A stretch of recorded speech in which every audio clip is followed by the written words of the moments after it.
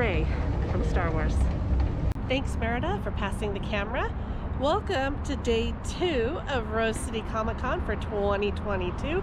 Today, I'm cosplaying as Rey Skywalker from Star Wars. I'm so excited. We are going to walk around the vendor floor again today and see some more sights and do some shopping and then sit in on a panel, losing my voice, and maybe do a couple cosplay meetups. There's supposed to be a Star Wars one today. Pete has my lightsaber. He's currently trying to find a place to park, so we'll meet up with him later and get footage with the lightsaber. But right now, let's go get in line and go into the convention center.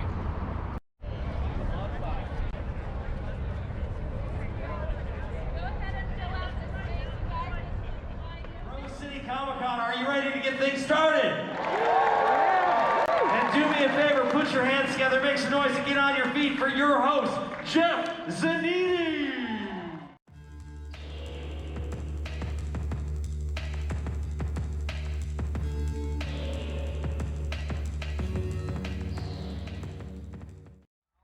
Portland?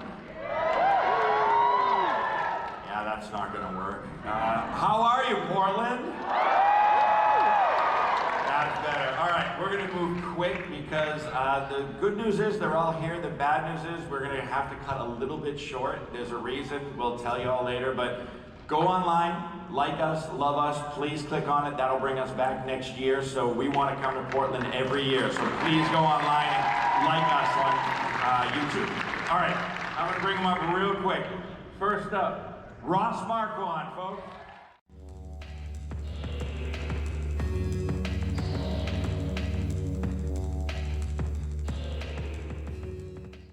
Next up, David Hayter.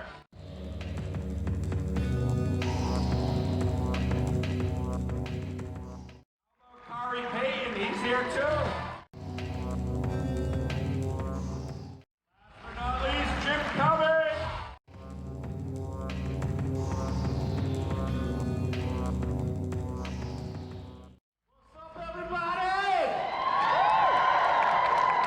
Before we get started, can you do me a little favor and say happy birthday to my daughter Maya? She's turning 11 on Monday, so I'm going to turn this around. Happy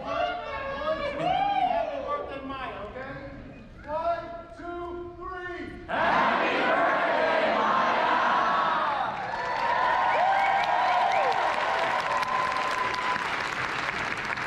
All right, now she doesn't need a present. This is awesome. All right.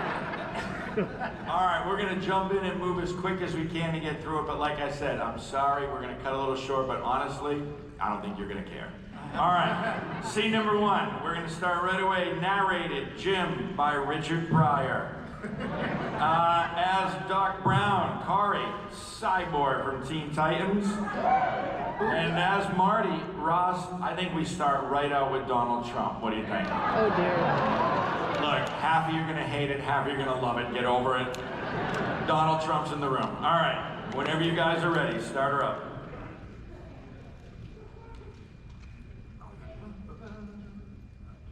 Oh, I got a page 2. Oh, that's page 2. Yeah. This is going great. It printed. We're getting off to a roaring start, everybody. How do you like it so far? Printing was up. All right, that's good. Well, let's see. The first 15 pages of this script have Money skateboarding his ass off all over town, grabbing car bumpers, creating havoc, and now kids, don't do this at home. Just skip ahead to the mall parking lot. We see J.C. Penney and a 1-hour photo booth, which takes up 60 minutes. Now remember, those parents, oh, look here. We also see a stainless steel DeLorean, I think it's pronounced DeLorean, sports car, but it has been modified. Wow, Doc, geez, a DeLorean, I can't believe it. What the hell?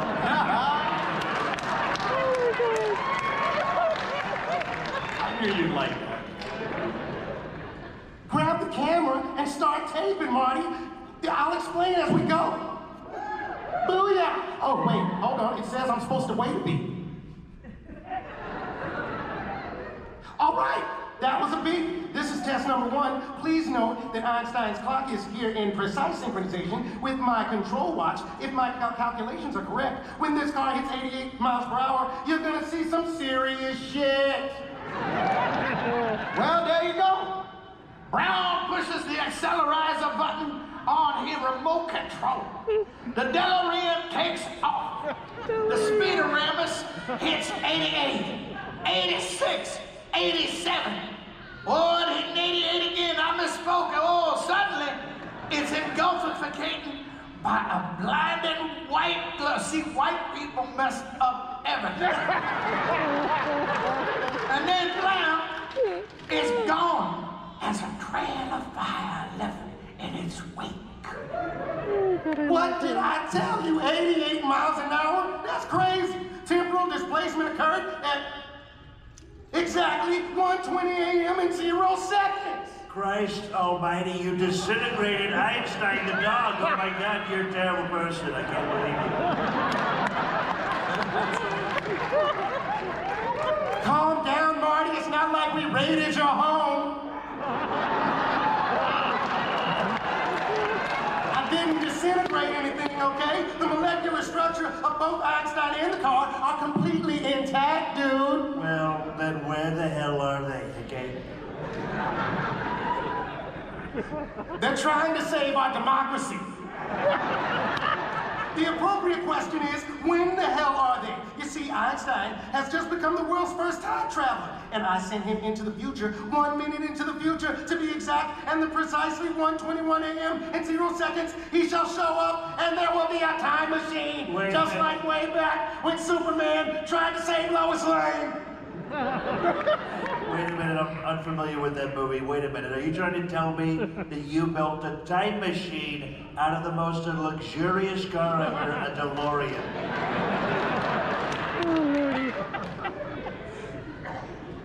Booyah. The way I see it, if you're gonna build a time machine into a car, why not do it with some style, baby?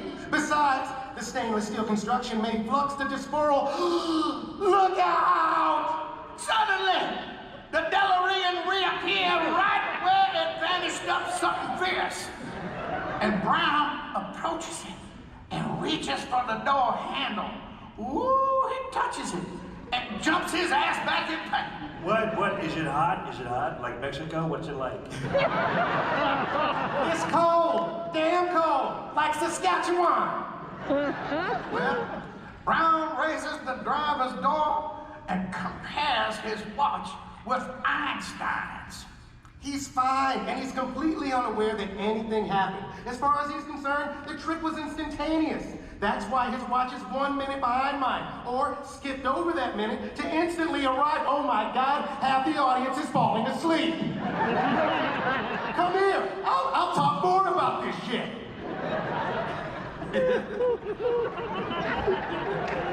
Oh God, another beat.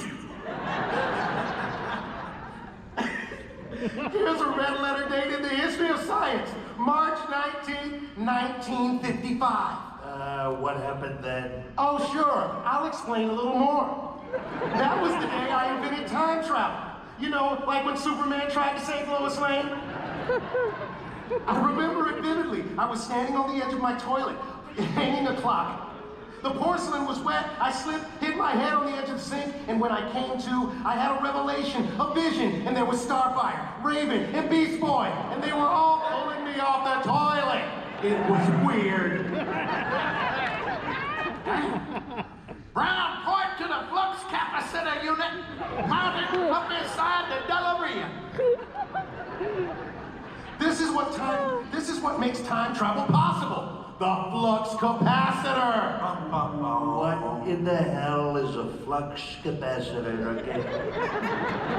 You never listen during the briefings. And see.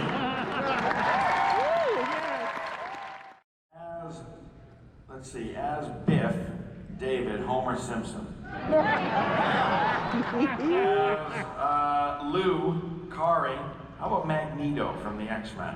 Absolutely. As the narrator, David, I'm also going to have you do Morgan Freeman.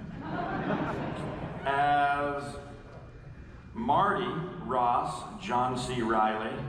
Oh, nice. Oh, David, triple duty. As Goldie, we're going to have Werner Herzog. And as George, Jim, how about Hondo from Star Wars? Give David a second, he's on triple duty. Let's see. All right, who's having fun? The whole crowd at one time. Make those people in the hallway wonder why the hell they didn't come in here and sit down. Thank you. Thank you. Good to be here. Remember, keep going to the website. Tell them you want us back next year. All right. All right, if you guys are ready. Let's do it.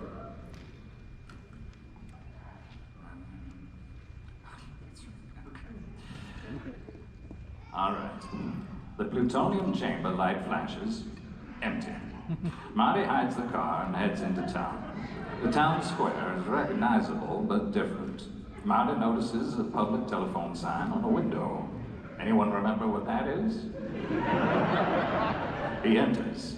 Lou, the counterman, spots Marty. Hello, child. What you do? Jump ship. What? What's with the life preserver, boy? I don't know what you're talking about, but I just want to use the phone.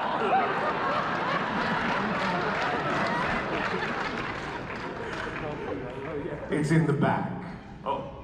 Marty finds Doc's number in the phone book. For anyone wondering what that is, it's what old people used to use before Siri. Marty calls, but no one answers. Do you know where 1640 Riverside is? And here I thought you went to school. You gonna order something, boy? Yeah. Give me a tab. Tab. I can't give you a tab unless you order something.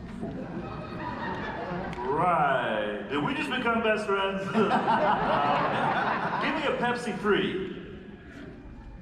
Yes, I'll give you a Pepsi free. And then we can make bunk beds and it'll make more room for activities. Look, just give me something without any sugar in it, okay?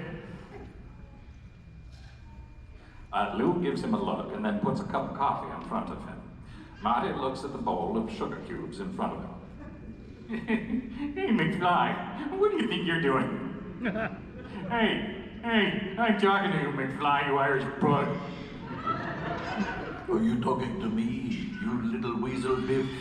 Hey guys, how are you doing, as if I care? Yeah. You got my homework finished, McFly. McFly. Stupid McFly. Wait a minute. Hold on. Well, actually, you know, I figured since it wasn't due until Monday. Yeah. Hello? Anybody home? Hey, think, McFly, think. I could have time to recopy. You realize what would happen if I handed my homework in your handwriting? Well, I'd get kicked out of school. You wouldn't want that to happen, would you? Oh, no. Yes.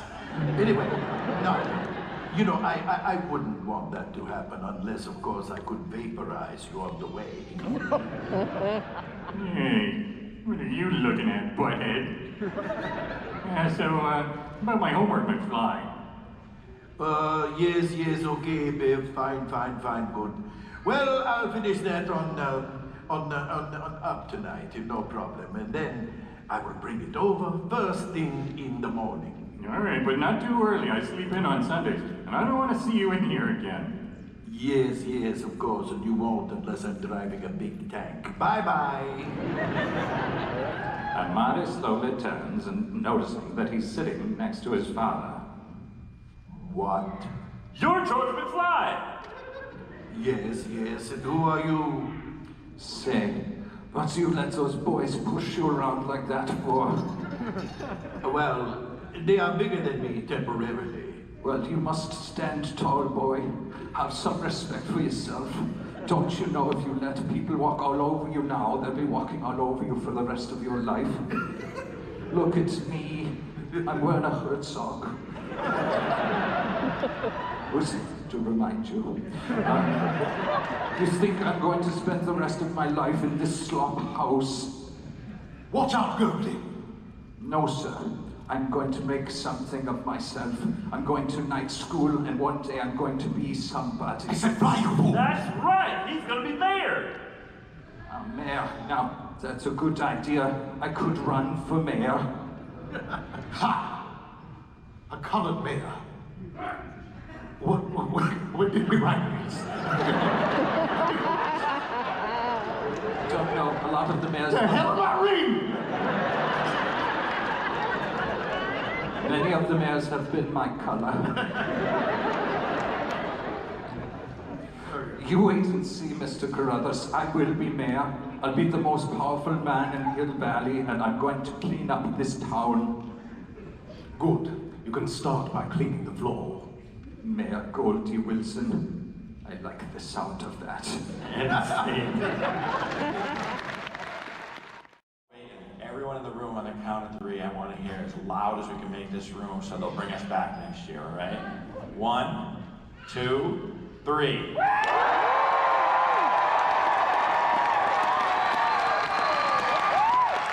nice. Thank you. I want to make sure the promoter knows that you guys want us back. All right, whenever you guys are ready. That baby loved this one.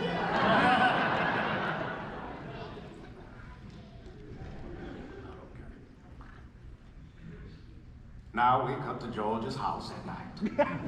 Apparently Marty is broken in wearing a radiation suit and standing in George's bedroom.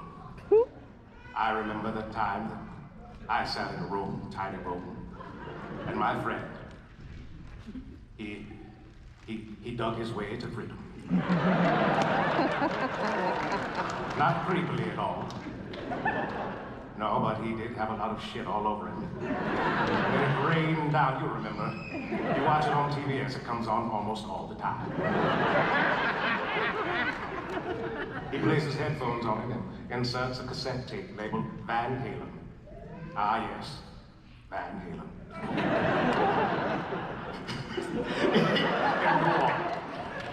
In the 80s, in the 80s, that's an iPod with 20 megabytes of memory.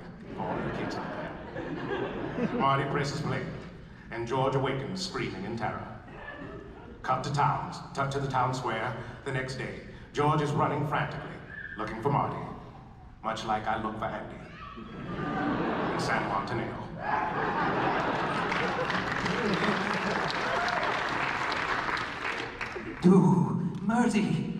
Marty! Hey there, Georgie, old buddy. Come on. You weren't at school.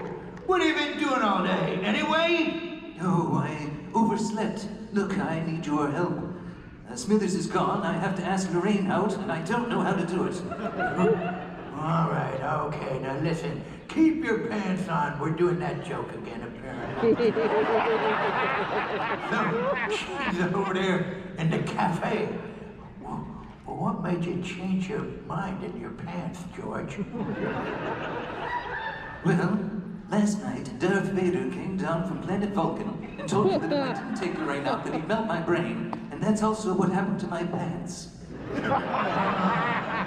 Well, let's keep this brains and pants melting stuff to ourselves. Okay. Okay, Neil, now, there she is, George. Now just go in there and invite her. Excellent. But wait, I don't know what to say. Why'd you say anything? Give her a couple of oohs. It works for me. Say whatever's natural about the first thing that comes into your mind or your brain or your head. Oohs. Nothing's coming to my mind. What a shock. Cheese and crackers, George. It's a wonder I was even born. What? Nothing. nothing at all. Just little tiggerish humor there. Look, just tell her her density brought you together. Better yet, make a destiny. And tell her that she's the most beautifulest girl you've never even seen in the whole wide world. Girls like that stuff. Go fig. What are you doing there, George? Oh, I'm writing it down. This is good stuff. We enter the cafe, where everyone is using their Visa card.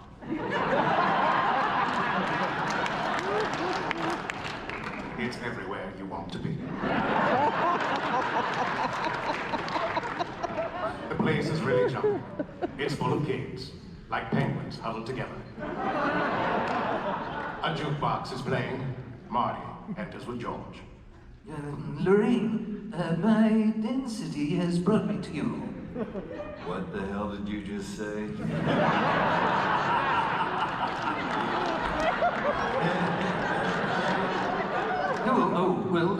What I mean to say was... Wait a minute. Don't I know you from somewhere? Yes, I'm George. I'm George McFly. I'm your density. I mean, your destiny. Hold on right there, McFly. I thought I told you never to come in here. Well, this is gonna cost you. How much money you got on you? Oh, well, I'm in a bit of a money bind right now. How much do you want, Biff? As Biff starts to walk, Marty shoots and bends the bullet around a hero. Tripping moment. Everyone in the malt shop. I'm really trying to find all of the movies for movie right now. Biff gets up, Marty punches him, then immediately flees the cafe and runs for his life. That's Calvin Klein. Oh my God, what a dreamboat.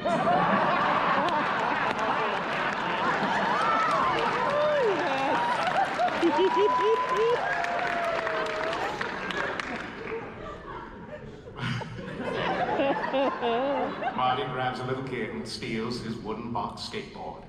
Biff and gang chase him around the town square. Literally, watch the movie. They need a car chase somewhere around some day. They go around the same block twice. It's actually, it's a tiny, stupid little point in the movie.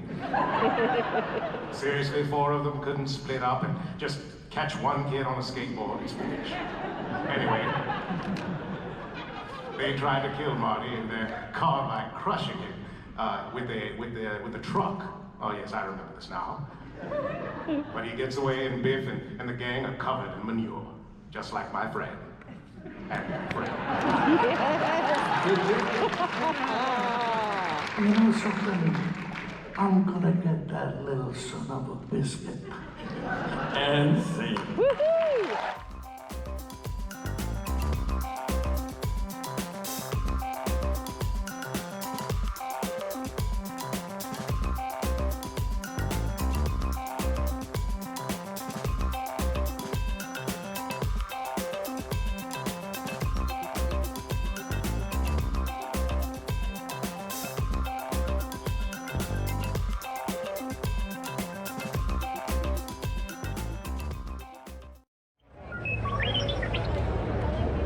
Hi, buddy.